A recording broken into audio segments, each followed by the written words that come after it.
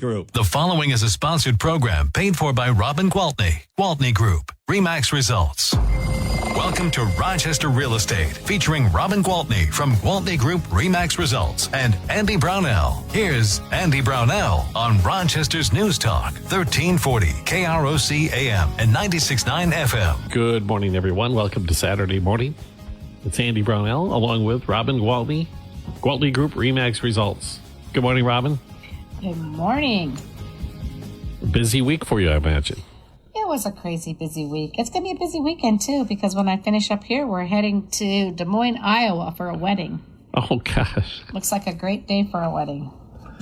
Yeah, it's definitely that time of the year, isn't it? We get done with the graduations and the weddings get rolling right away. I think is this my first wedding this year? I don't remember, but yeah, it's not been a busy wedding season like normal. My kids are getting older, so their friends are, a lot of them are already married, and my friends' kids are the same age as my kids, so a lot of them are already married, so it's kind of dying down. Cyclical. Yeah, you go through the graduation season. Yep. When your kids are younger and you have to go to all the open houses. And, yes. And then that dies down, then it's weddings. Yeah, exactly. And baby showers and, all the fun stuff. Are the weddings getting bigger, or are they starting to...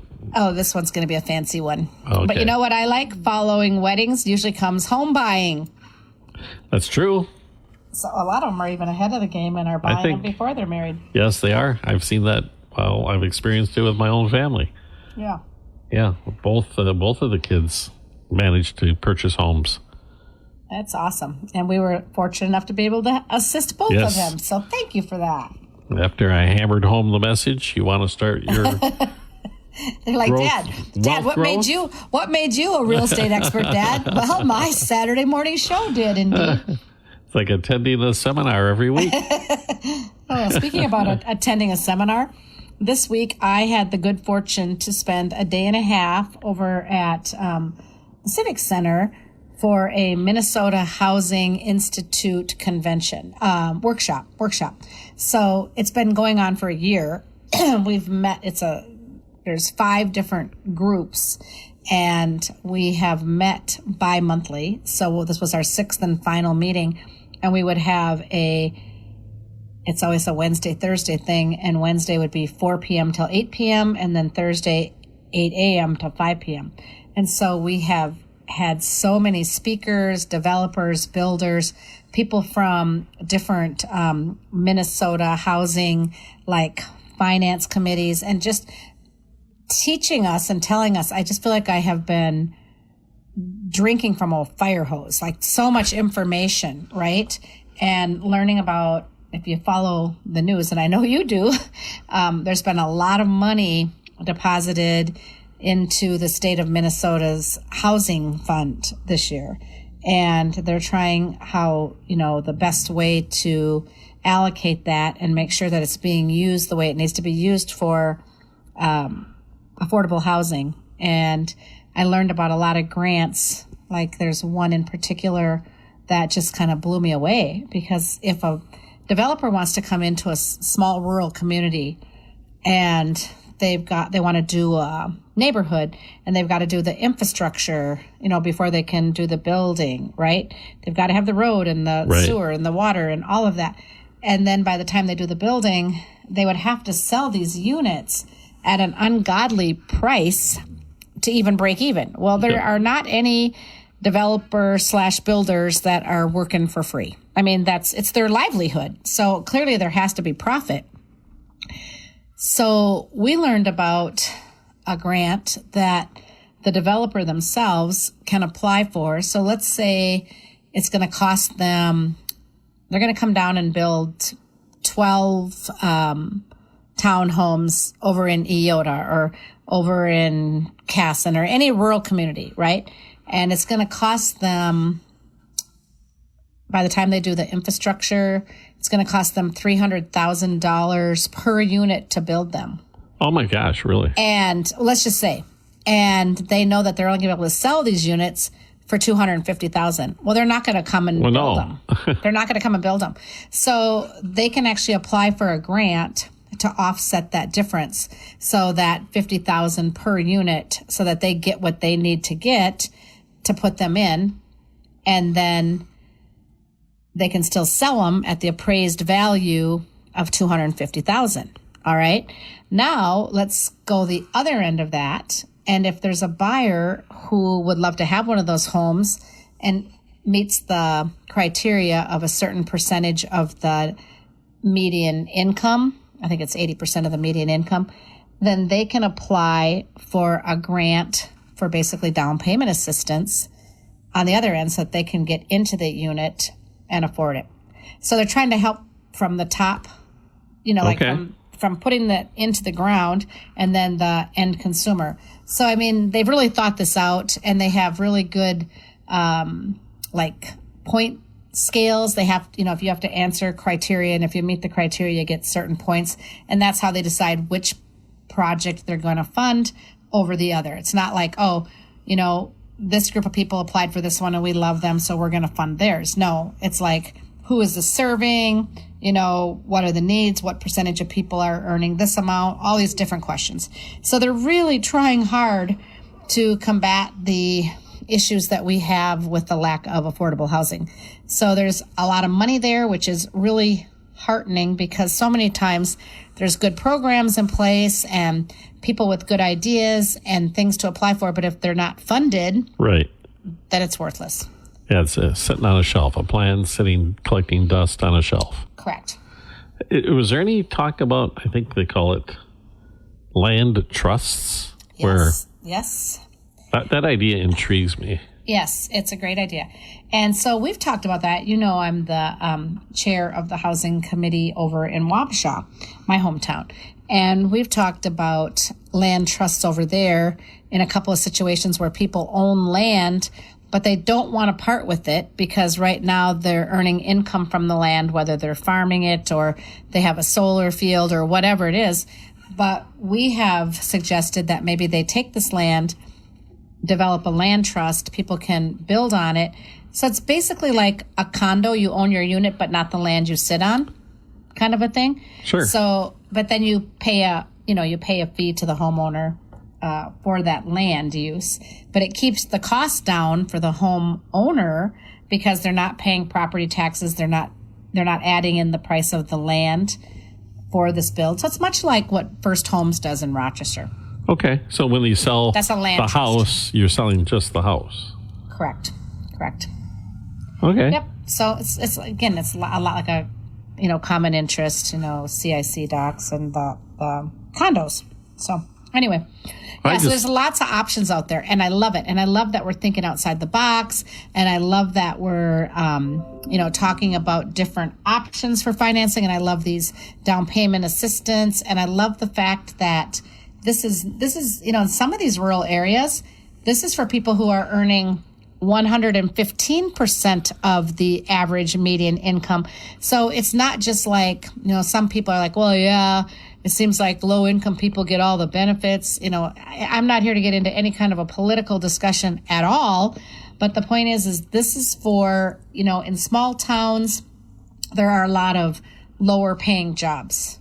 And so people who are working as CNAs in nursing homes and people who are working at the Quick Trip or at the grocery store. I mean, everybody needs a place to live. Yes, they do. So they might have some of the best jobs that are available in that community, but it's still going to be tough to be able to own a house. So anyway. And you've told me, I think it was that, at least for Rochester, that realistically you have to have a household income of 70 or 80. Right. To step into a mortgage. Correct. Yeah. Which is just a little unbearable, because that's not for everybody doesn't make that kind of money. So, and then you get to, like, for instance, we were talking about Wabasha, and I think the average median income for a family of four is $62,000. So, yeah.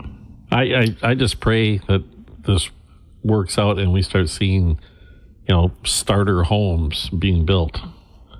I think we will. One of our speakers yesterday was Mike Paradise, who it's a very popular name. He's a big, Bigelow. Yes, Bigelow Homes. And he is a plethora of knowledge. I mean, he's been working alongside Joel Bigelow, who we, of course, recently lost. But for 40 years, he's been at Bigelow Homes. And, you know, he said that he's been there throughout, like, the build of 5,000 homes. He sits on a lot of boards. He sits on boards for things that are in regards to housing. It's very much at the forefront of what he's interested in seeing happen. And he's very proud of the fact that they are still able to build a very nice product at a lower price point than many builders. And again, it's like whenever you can do things in bulk, you know, for lack of a better word, you can do it more cost effectively. So, and the fact that they want to is fabulous. It's important to them. So it's really great. All right, we have to take a break already, Robin. So we'll be back in just a few seconds with Robin Gwaltney, Gwaltney Group RE/MAX results here at News Talk 1340 KROC AM and 96.9 FM. We'll be right back with Robin Gwaltney and Andy Brownell on Rochester Real Estate. This is News Talk 1340 KROC AM and 96.9 FM. Welcome to Real Estate with Robin Gwaltney from Gwaltney Group RE/MAX Results and Andy Brownell on Rochester's News Talk 1340 KROC AM and 96.9 FM. Welcome back, everyone. Robin Gwaltney, Gwaltney Group RE/MAX Results on this Saturday morning. It's funny, you were talking about Mike Paradise before we took the break and how long he's been in the business. And full disclosure, he was my rep when we built our house 32 years ago. Wow. Well, he said he just celebrated his 40th anniversary with Bigelow. So that's awesome. And they built up the neighborhood I'm in. They probably built 50% of the homes out here. Yeah, they've been around. They've done great things for Rochester and the surrounding communities because, I mean, if we didn't have builders like that are doing a lot of houses, we're already so short on inventory, right? Right. And where would we be if we didn't have that? So where are we at? I mean, I keep seeing headlines, and we talked about it last week, that it seems as if things are starting to percolate for the home building side of it, the new construction. Well, you know why? This is typically the busiest season for selling houses, but it's low because there's no inventory to sell. So there's one sure way to create new inventory, and that is to build it. So let me see. I have some statistics here for you. It's this particular article that I have says momentum is building for new home construction. So it goes on to say home buyers continue to be met with limited housing options during what's typically the real estate market's busiest season. Exactly what I just said. The current supply of existing homes is literally half the level it was in 2019. So wow, half. Meanwhile, the market for new construction is a bright spot. So that's the good news. I think I did mention last week that typically in a normal, whatever normal is, but on average, typically 10 to 12% of our inventory is new construction, and we're up over the 30% mark. So that sounds like, oh my gosh, there's tons and tons of building going on. Well, there is a little more building going on, but there are a lot fewer existing homes hitting the market. So it all evens out. And I've seen, we've talked about this, I know I mentioned it, but from just observing it, the building's happening in the smaller communities around Rochester more than it's happening in Rochester. I think so, because there's a little less red tape, maybe some fewer fees for building, more reasonable priced lots. You know, lots of factors go into that. Do you have many people coming in saying, I want to build? I do, but they all want that pie in the sky, as I've referred to it before, unicorn. I would just like a couple of acres, 15 minutes from town, where I can build my first home, you know, and it's like, well, unfortunately, to find those couple of acres, 15 minutes to town is not an easy task. And when we do, they're quite pricey. Yeah, I was going to say. Yeah, it's just, I mean, people have an idea of what they want, but they're just not quite really in touch with what's really happening. And so when we educate them, they get it. It's not like it was 20 years ago where you came in and said, okay, you have this option here to build, and Yes, it's going to cost exactly. this, and you have the existing home here, and you guys decide because there's advantages and disadvantages. That's exactly right. Yep. And I will say, I have heard some people. I had a call this morning, and a very nice lady told me, I want to talk to you about buying a house. I got approved last year, but then we decided to hold off because of the interest rates. And I was like, okay, she's not listening to my show. But I said, oh, I'm so happy that you want to talk to me now, because I will tell you that if you just look at what's going on with the interest rates, you're going to read articles that say they're up this week over last week. Yes, they are. They're up from 6.71 to 6.8 or something like that. A year ago, just 1 year ago, a 30-year rate was averaging 5.3%. So it seems like a ton. That's 1.5% that it's gone up. So this is where even Dave Ramsey is saying, buy the house, refinance when the rates drop. So putting it off isn't necessarily the right thing to do. And again, it's our job to just explain this and educate people so that they are making the best decision. As you have said before, too, that at this rate today, the house costs this. If you wait one more year, the rates may go down, but almost 100% for sure the price of the house will have gone up as well. Correct. And so in the end, what will you have? The same monthly payment, or will it even be a little more if you wait until next year? Who knows?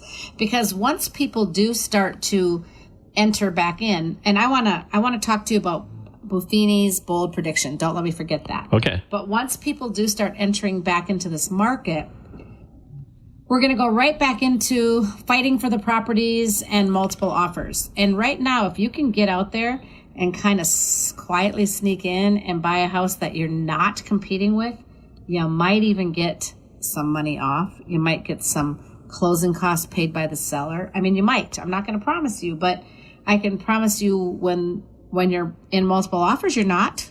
You're absolutely not. So there is something to be said. So I was very happy to set up an appointment with this lady, and I was very happy to say, you're going to feel so much better after we talk about just moving forward. And she was very excited. And if it's what you want for a home and you want that home, that should be your main consideration. That's right. And it fits your monthly budget. Yeah. Again, we don't need to focus on what the percentage of interest rate is, and we don't need to even focus on what the price of the house is.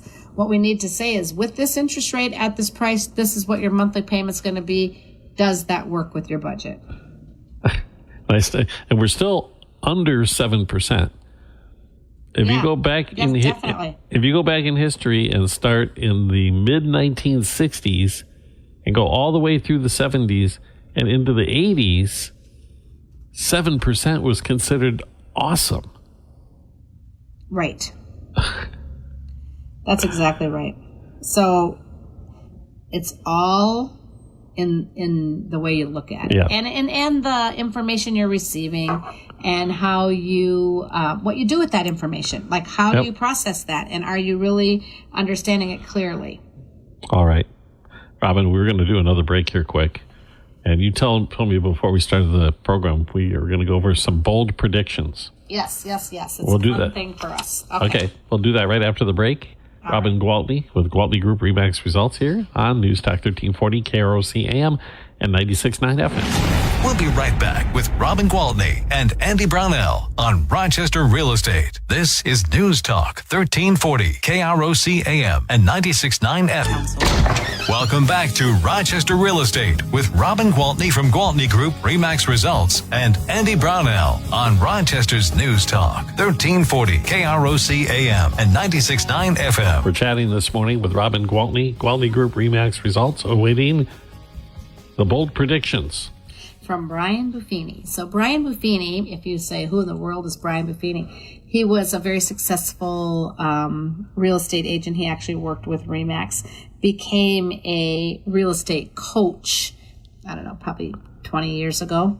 And he has one of the largest real estate coaching companies called Buffini and Company. And so he will coach realtors and tell them how to understand the market better, those kind of things. He's very highly respected among realtors because he'll do these forecasts, I guess we can call them, about what's coming in the future, what's going to happen with the interest rates, what's going to happen with inventory, what's going to happen to realtors in general, what's in our nearest future. He'll do it twice a year, so mid-year and end of year. And he always teams up with somebody that's also highly respected in the financial world. And he'll let them kind of speak to what's going to happen with interest rates, etc. So the last time at the end of the year, I talked about his bold predictions, and I was feeling pretty good because in the 4 weeks prior to that, I had been predicting the same things.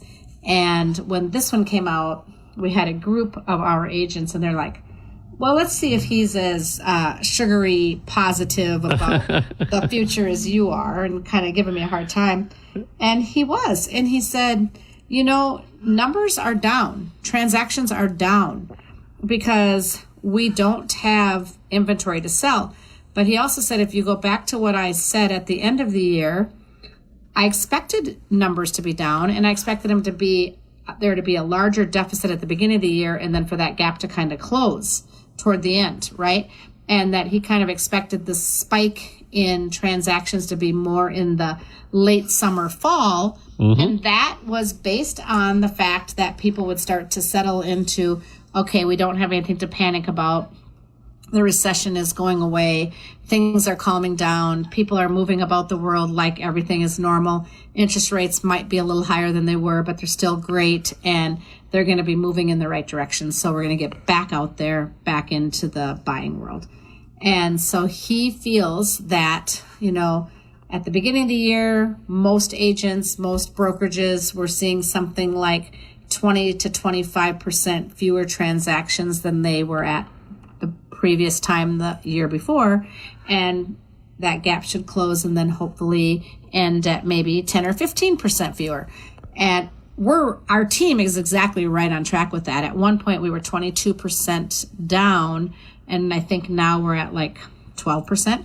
So the gap has closed quite a bit, and we've been busy. So the momentum's been picking up. So I feel we're going to end the year just as successful as last year, if not maybe a little better. So that's all very encouraging. So I think that we will continue to stay busy, throughout the rest of this year.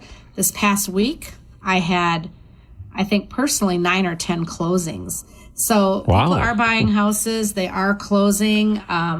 Things are going very well. And again, I've written some offers that are not competing in multiple offers, and we've been able to get some concessions from the seller or maybe a slight discount in the price. And these are great things. So super good time to be out there buying. Well, the exciting thing that he came up with that I have not said, and not even really, I have felt like we're going to stay busy and the years are going to stay pretty even, with probably a little bit of a incline as time goes on, because I feel like the rates are going to go down. Well, he told us that his bold prediction is that 2025 may turn out, well, he says will turn out to be one of the best years in real estate to go on the record books.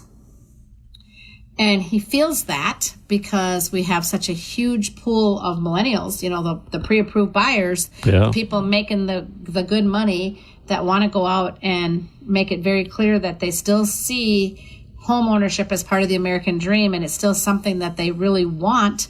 And he thinks that once these rates settle back down to even mid-5s, that we're going to see like a bull rush back into the market, and people are going to come out. And then, of course, that's going to give sellers confidence, and they're going to start putting their houses on the market and decide, okay, I've been holding in that holding pattern, but now I can move up or move down because now I can get my rate. I don't think that's all that far-fetched at all. I mean, I think, especially with the millennial generation and how big that is, that group of people. So it was really positive. And then the finance guy, and doggone it, I don't have it in front of me, but he's somebody that was also very reputable. And he said that he thinks, I've been telling people that I feel by the end of fourth quarter of 24, we'd have interest rates back at 5.5. He thinks we might see that at the fourth quarter of this year. Huh? And he thinks that we might see them more like mid 4.5 to 4.8 by the end of 2024.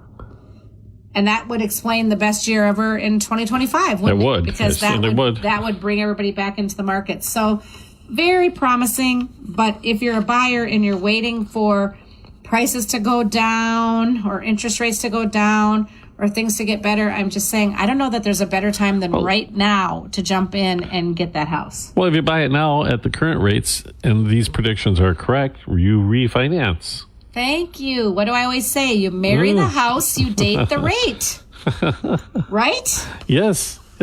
So I agree. Okay. That is exactly what to do. So if you need guidance, if you need me to explain that to you further, if you'd like to sit down for a cup of coffee or just one-on-one or over the phone or whatever, so I can really explain that in more detail and make you feel at ease with that and give you some more data, I would really be happy to do that for anyone. Okay. So if you want to do that, how do they reach you? My cell phone is always the best bet, and that phone number is 507-259-4926. All right, Robin. Enjoy the wedding this weekend.